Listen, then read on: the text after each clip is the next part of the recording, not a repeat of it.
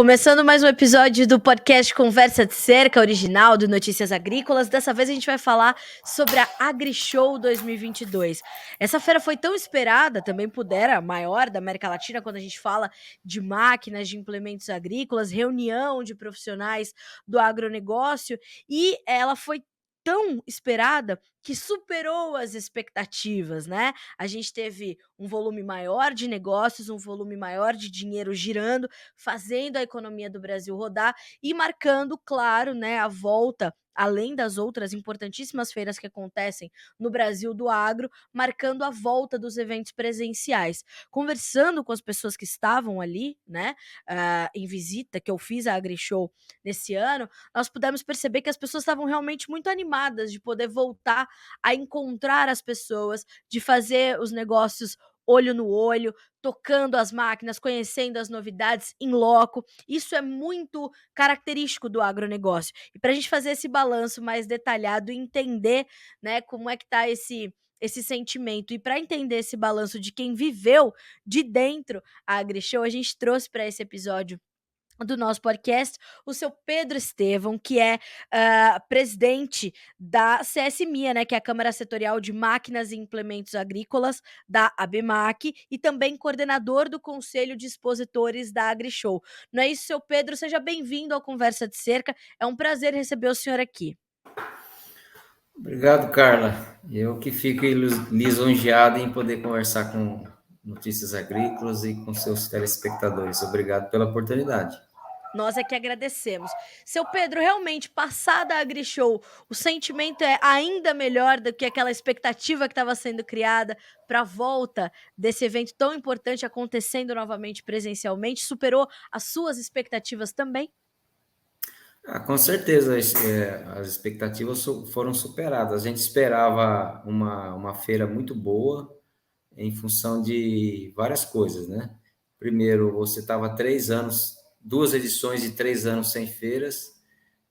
Por mais que o agricultor tenha acompanhado isso localmente, com as revendas no local que ele planta, ou via internet, ele não consegue acompanhar, são muitas novidades. Então, a gente tinha um acúmulo de novidades muito grandes. E outra que você comentou aí, o pessoal estava sentindo falta da socialização, né? De conversar com os amigos, com as pessoas que ele faz negócio, olho no olho, olhar a máquina, sentar na máquina, ver as novidades, e a AgriShow é uma oportunidade ímpar dele, no mesmo local, ver todas as novidades e todos os concorrentes no mesmo local. Então, é muito, muito importante a feira. Outra coisa que chamou muita gente para a feira é o bom momento que o agronegócio brasileiro está vivendo, né? Nós estamos num excelente momento do agronegócio brasileiro, e a feira espelha um pouco esse bom momento do agronegócio brasileiro, né? Então, é mais ou menos isso aí que aconteceu. E é interessante que esse bom momento do agronegócio, eu imagino que uma vontade do produtor de se manter competitivo, de garantir que ele esteja ali bem ranqueado entre os produtores e possa participar desse bom momento, fez com que os negócios explodissem na feira, né, seu Pedro? A gente teve um volume de negócios que foi recorde, superando 11 bilhões de reais e um aumento de quase 300% em relação à última edição presencial, que foi a de 2019, né? Como é que vocês receberam esses números? Olha, a gente esperava um número grande, sim. O setor esse ano deve faturar em torno de 100 bilhões. Então, a gente esperava um número grande, bem maior do que a última edição lá em 2019. Mas realmente superou as expectativas, né? E a gente sempre colocou que a gente poderia ter 3 recordes, né? Primeiro, o recorde de novidades, que aconteceu, o recorde de público, que também aconteceu, o recorde de negócio. Então, sobre esse aspecto, foi um sucesso total a feira, sobre todos os pontos de vista. Seu Pedro, o senhor sentiu que os produtores estão de fato mais seguros para fazer investimentos e buscando esses negócios, ou eles estão entendendo que eles precisam fazer esses negócios, mas estão inseguros em relação, por exemplo, ao volume de recursos que o Plano Safra 2022-23 vai trazer, a essa volatilidade que as commodities agrícolas têm apresentado, a continuidade desse conflito entre Rússia e Ucrânia. Embora o momento seja muito bom, a gente tem alguns pontos que ainda trazem sinais de alerta para o produtor. O senhor sentiu isso entre os agricultores na hora de efetivarem os seus negócios na AgriShow? Com certeza, nesse ano você tem mais riscos, né? Nós precisamos entender o que acontece com o agronegócio brasileiro, para a gente contextualizar. A FAO, que é o braço lá da ONU para a agricultura, fala que o Brasil tem que crescer em 10 anos de 30% a 40% as exportações de grãos, carnes, frutas, laticínios, celulose. Então, para a gente crescer tudo esses 30% a 40%, você precisa de um aumento muito grande de área plantada, é o que a gente está vendo, né? Se a gente pegar lá a safra 18, 19, a gente plantava 63 milhões de hectares de grãos. Nós estamos falando, para essa safra de verão agora, plantar 75 milhões de hectares. Então, você teve um aumento aí em 4 anos de 12 milhões de hectares. Então, não tem como você aumentar tanto a área assim sem mais máquinas, né? Lógico que se aumentar pouco, consegue com o maquinário atual. Mas com esse volume de aumento de área é impossível, você tem que realmente comprar mais máquinas, né? E nós também estamos vendo um fenômeno que é a tecnologia, uma interação de tecnologias entrando no campo, e essa interação faz com que o seu maquinário fique obsoleto muito rapidamente, né? Então, um Certo. maquinário de 5, 6 anos está completamente obsoleto, né? E isso também tem sido discutido, né, seu Pedro, uma vez que nós temos custos de produção muito elevados, né, e que vão exigir dos produtores ter uma otimização dos seus recursos. E parte dessa otimização vai passar pela sua frota de máquinas e implementos, não? Com certeza. Voltando aos riscos, né, nós temos o risco esse ano, o custo de capital está maior, né? A safra passada, os juros eram bem menores, né? Nós começamos o ano lá com 2% na Selic, agora nós estamos falando lá em 11,75 e com viés de alta, ou seja, deve aumentar mais ainda, ou seja, o custo de capital para investimento é maior. Os recursos do Plano Safra são pequenos. Essas vendas que a gente fez agora, esses 11 bilhões, fatalmente vão cair no novo Plano Safra, né? Porque dificilmente a gente tem produtos pronta entrega, né? Sim. Que foi pegar os pedidos que foram pegos no AgriShow, eles fatalmente vão cair no Plano Safra, com os recursos do Plano Safra. E nos últimos anos, o Plano Safra tem ficado muito aquém das necessidades. O que tem feito com que as vendas não caiam é a alta rentabilidade que os agricultores estão tendo. Então, eles estão fazendo muitos negócios à vista, existe muitas outras fontes de financiamentos. Então, na verdade, não falta dinheiro para financiamento. A questão é os juros que ficaram mais caros, né? Mas, com certeza, esse ano você tem um risco maior. Nós temos a falta aí de fertilizantes, que é problema, não vai ser nenhum desastre, mas é um problema. Então, juntando tudo isso, problemas com fertilizantes, custo de capital e a guerra na Rússia, você tem um pouco mais de riscos. Mas o que a gente tem sentido é que o agricultor está interessado realmente como as exportações brasileiras do agronegócio continuam firmes, a máquina geral, né, do agronegócio continua rodando. Então, o agricultor está mais cauteloso, né, eu diria que a palavra é cauteloso, mas continua investindo.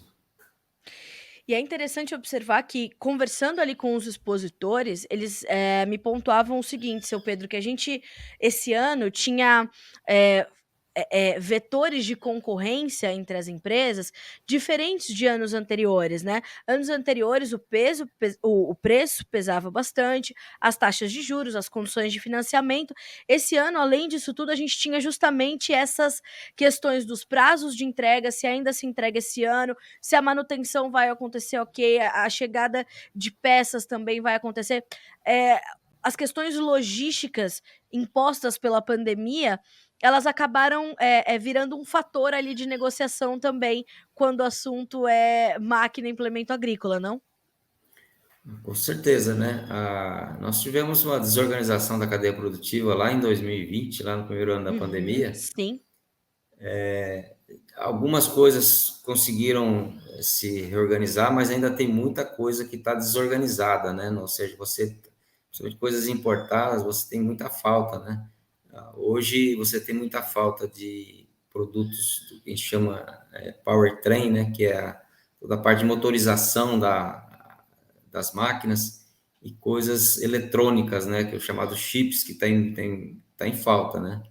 Então, você tem realmente prazos de entregas bastante compridos, né? Na média, lá na Câmara, no levantamento que a gente faz na Câmara, tem em torno de 10 semanas. Isso vai dar 90 dias, alguma coisa por aí.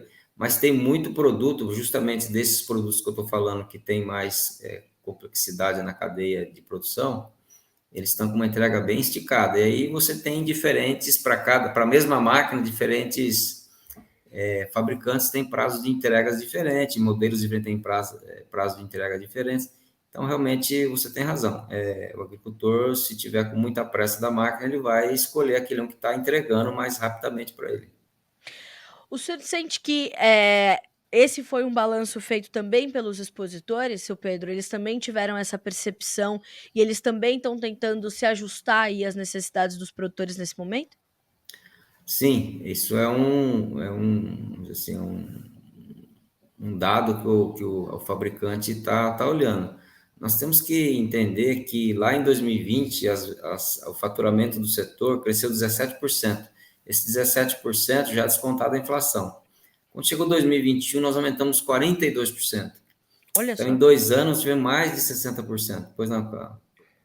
Não, pois é um número que me chama bastante atenção. Passamos de um crescimento de 17 para 42, 41%, é isso?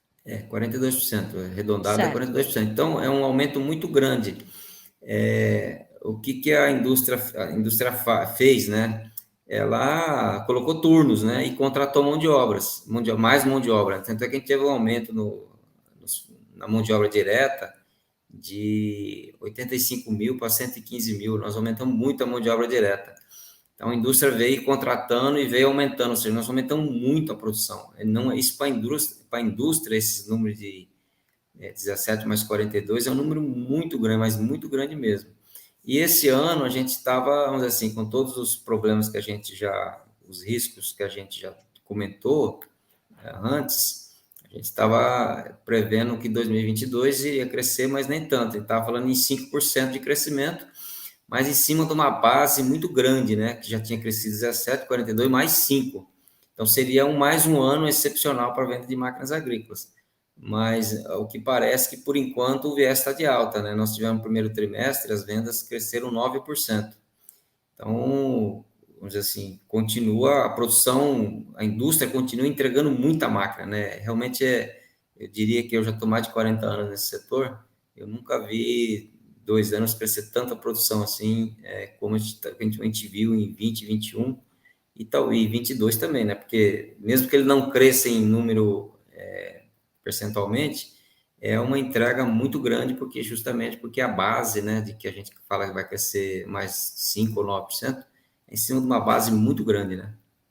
E a gente está falando de, essa base é grande e em contrapartida de outros setores que nem ao menos estão crescendo, né, seu Pedro? Então a gente está falando de um setor completamente pujante, acompanhando a pujança da produção de alimentos, de fibras, celulose, combustíveis, como o senhor acabou de citar, quer dizer, e além de tudo, gerando esses empregos, que eu acho que é um outro dado importantíssimo, né? Essa geração de empregos, essa criação de postos de trabalho no setor de máquinas e implementos agrícolas. Isso também é um destaque, portanto, desse setor nesses últimos meses. Com certeza, é um destaque muito grande. Nós tivemos lá em 2020, no ano da pandemia, e 21 também, todo os outros setores estavam parados ou desempregando, nós estávamos empregando. E Sim. vejam que a gente tem uma mão de obra muito qualificada, né? Vamos dizer assim, no chão de fábrica, no mínimo tem que ter Senai, né? E há muita contratação de mão de obra especializada, engenheiros mecânicos, mecatrônicos, engenheiro de comunicação, engenheiro de software, engenheiro de banco de dados, pessoas da área administrativa basicamente há muita contratação de pessoal com terceiro grau, né? Então, realmente é uma contratação de mão de obra altamente qualificada. E isso para o país é muito bom, né? Sem dúvida. Seu Pedro, como é que o senhor classifica ou contextualiza esse setor dentro do avançar da nossa economia, né? A gente está falando de um. A gente passou aí os últimos anos de um governo que olhou muito para questões de investimentos diretos de infraestrutura e de olhar realmente com outros olhos para o agronegócio. Como é que o senhor encaixa, né, essas feiras acontecendo novamente, essas cifras se mostrando e confirmando, né, a importância do setor? Como é que o senhor contextualiza esse setor de máquinas agrícolas dentro da nossa economia, que é uma economia que está buscando retomar o seu fôlego, buscando diminuir a sua taxa de desemprego? Em que contexto a gente insere, né? Qual a importância desse setor para o andamento da economia desse país nesse momento? Primeiro, eu quero reafirmar o que a gente falou. Primeiro, são tecnologias nacionais, ou seja, tem muita fábrica nacional, muita tecnologia feita aqui no Brasil. A gente não deve, para nenhum produto do mundo, a tecnologia pode ter igual, mas melhor, dificilmente. Ou seja, nós Certo. estamos no topo da cadeia de tecnologia e a tecnologia nacional, isso é muito bom. Segundo, que a gente desenvolve uma tecnologia para agricultura tropical, né, que você não tem, nem sempre tem no exterior. Então, a tecnologia própria para o nosso clima. Então, isso também é muito importante, ou seja, nós estamos garantindo para o agricultor que ele tenha o melhor, o produto mais adaptado para as nossas condições aqui de clima, terra, de chuvas, né? Ou seja, você tem uma máquina adaptada. E como o agronegócio está muito pujante, o setor também é muito pujante, né? Ou seja, ele tem se destacado na indústria brasileira como um case de sucesso na esteira aí do agronegócio brasileiro. Nós estamos inseridos nesse contexto do agronegócio. Como eu comentei, o Brasil tem uma agricultura muito competitiva, nós temos até 3 safras, nós temos alta produtividade, então a gente não exporta mais alimentos porque muitos países colocam barreiras, né, para a gente exportar, e o pessoal, assim, os países do exterior sempre tem aquele problema da segurança alimentar, né? Se ele ficar muito dependente de algum país com alimentos, de repente esse país, por algum motivo, deixa de exportar, ele tem um problema lá muito sério de segurança alimentar. Então, as exportações não aumentam no ritmo que a gente quer. Sim. Então, eu diria para você que sim, estamos inseridos aí no agronegócio e com muito destaque essa indústria agrícola. O senhor fala sobre a tecnologia, e lá na AgriShow era possível ver tecnologia para todas as pontas da cadeia produtiva, né, seu Pedro? A gente está falando de tecnologias das mais diversas e muito dessa tecnologia é destinado às questões de sustentabilidade, às questões justamente de otimização de recursos. Ah, isso foi realmente um destaque dessa edição da AgriShow, né? A tecnologia a favor não só do produtor, mas a favor dessa bela combinação de produção mais preservação, né? Com certeza, na preservação eu acho que é um tema que veio, não vai sair mais, e nós só vamos caminhar para melhorar e cada vez mais pensar em sustentabilidade, em preservação, porque é um caminho sem volta, né? Acho que a gente não vai recuar nisso, por 2 motivos, né? Primeiro que aqui internamente você tem vamos dizer assim, um apelo nisso, as autoridades, a própria sociedade falando, olha, nós precisamos preservar o nosso meio ambiente, e pelo lado do exterior, do cliente que compra o nosso produto, está tendo a mesma pergunta, né? Como é que vocês estão fazendo essa produção? Sim. Precisa preservar, né? Nós tivemos agora, recentemente, a COP26, a gente viu que o Brasil teve um papel bastante forte lá na COP26, Eu acho que é uma direção que não tem volta. E nós não temos, vamos dizer assim, a indústria de máquinas agrícolas e os próprios agricultores não têm receio desse caminho. Ou seja, nós estamos preparados para enfrentar toda essa questão de sustentabilidade no meio rural. Seu Pedro, a gente falou muito sobre as boas notícias, os crescimentos, os números muito fortes. Ah, há preocupações também no setor de máquinas e implementos nesse momento? Há luzes de alerta também que o setor está olhando para se prevenir de eventuais problemas ou de garantir que eles não ocorram? Há preocupações no horizonte da indústria de máquinas e implementos agora? Eu diria que sim, né? Nós temos uma preocupação forte, que eu diria que é inerente ao setor. Vamos explicar melhor. As commodities agrícolas, elas têm uma variação de preço muito grande. Então, antes de toda essa bonança aí, o preço da soja estava $8 o bushel lá na bolsa de Chicago. Hoje está 16, 17, dobrou de preço, né?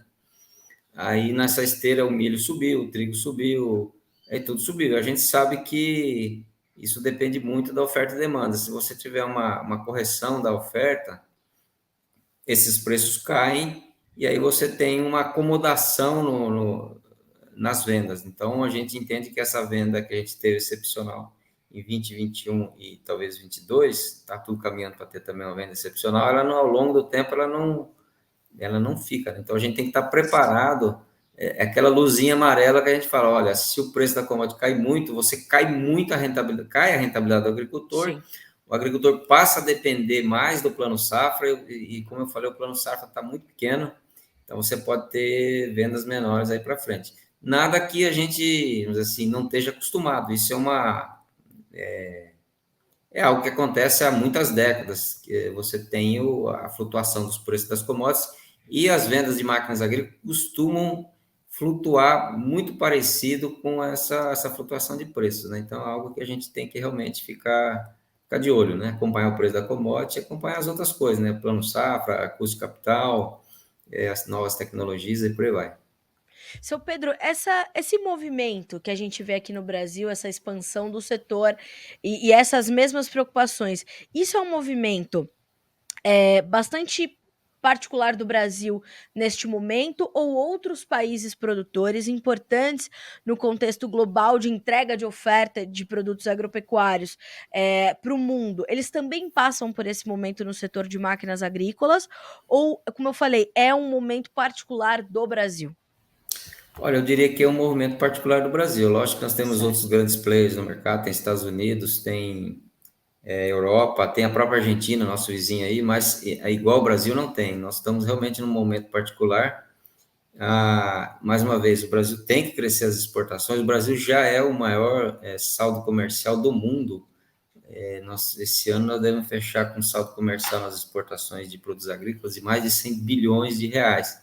O segundo lugar está muito longe disso, está em torno de 16 bilhões. Então, nós realmente, como exportador de alimentos, nós estamos muito à frente dos outros países. E nós estamos respondendo ao aumento da demanda, né? A Sim. população cresce e a gente está sempre respondendo com um aumento de área plantada, um aumento das exportações. Realmente é um momento do Brasil.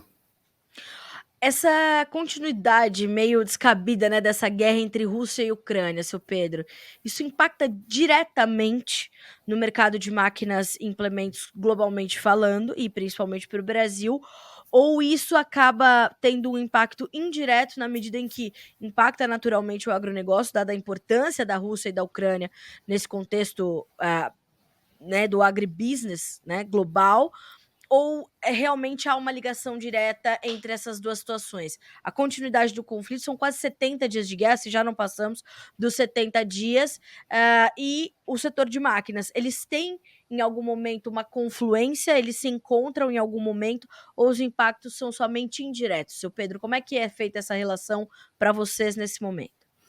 Olha, para a indústria de máquinas é indireto, né? Diretamente é pequeno o impacto, né? A gente, vamos dizer assim, a indústria brasileira exportava, né, para a Rússia e Uhum, Ucrânia, mas representava 1% de todas as vendas do setor. Então, certo. assim, diretamente o impacto é pequeno. O impacto é indireto mesmo, né? Você tem aumento de custos de combustível, e falta de impacto no próprio agricultor com a falta de fertilizantes, né? Então, são impactos indiretos. Eu diria que diretamente eles são muito pequenos. Isso é bom, né? É um alento, porque a gente vê a continuidade desse conflito, isso pesa diretamente sobre as discussões da segurança alimentar, que o senhor trouxe para a nossa conversa também. A gente voltou a falar, né, seu Pedro, sobre segurança alimentar, quando a gente achou que estava tudo certo e que a gente estava só aumentando a nossa produção em escala e conseguindo atender a essa demanda pedindo mais, a gente veio com esse golpe dessa guerra e falando de dois países completamente influentes nesse cenário, né? Com certeza, né? Principalmente a falta de fertilizantes é um problema, né? O país é altamente dependente de importações. É lógico que a gente torce para a guerra acabar o mais rápido possível, mas nós estamos dependentes, né? É lógico que com o tempo vai passando, você vai achando alternativas, principalmente para os nitrogenados, né? Que você faz a partir de petróleo, isso você acaba conseguindo mais rapidamente alternativas, né? Mas o que depende de minas, que é o potássio e o fósforo, isso é mais complicado. Então a gente torce para que essa guerra acabe e a gente continue fornecendo alimentos para o mundo. Tanto é que tem um pedido do governo aí para não, o governo Bolsonaro, para deixar a parte de fertilizantes sem restrições, né? Correr Sim, livremente, porque isso deixaria vamos dizer assim, a produção de alimentos para o mundo mais problemática, né? Não só sim. em termos de volume, mas em termos de preço, né? Se você tem uma baixa produtividade, o preço vai aumentar. E aí você tem muitos problemas de segurança alimentar no mundo inteiro, né? Sem dúvida.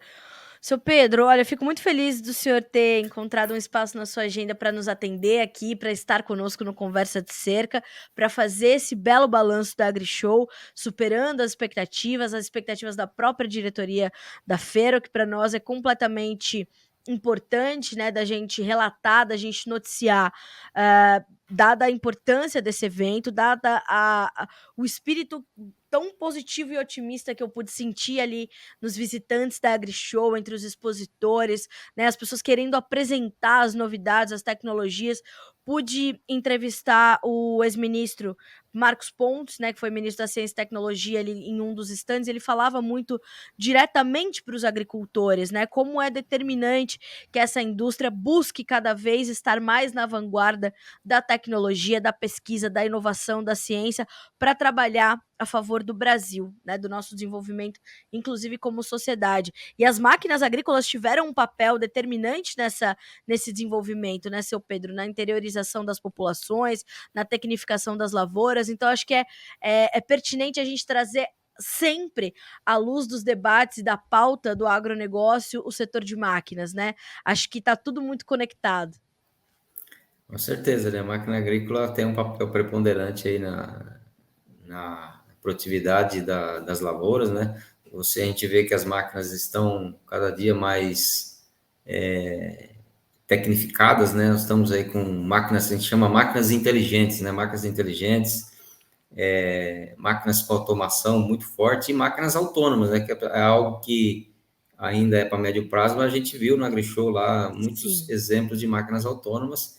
E a automação, sim, a automação já tomou conta das máquinas, a gente chama a máquina inteligente, e realmente isso tem feito diferença na própria operação e na análise agronômica e financeira dos plantios. Seu Pedro, mais uma vez lhe agradeço demais por estar conosco aqui no Conversa de Cerca.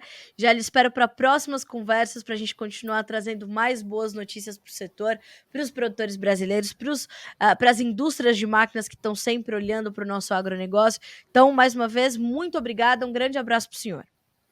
Eu que agradeço a oportunidade de conversar com vocês. Foi muito bom, cara, a gente conversar e falar algo sobre o agronegócio tão pujante aí do Brasil. É isso mesmo. Obrigada, seu Pedro. Até a próxima. Um abraço. Até mais, tchau. Até mais.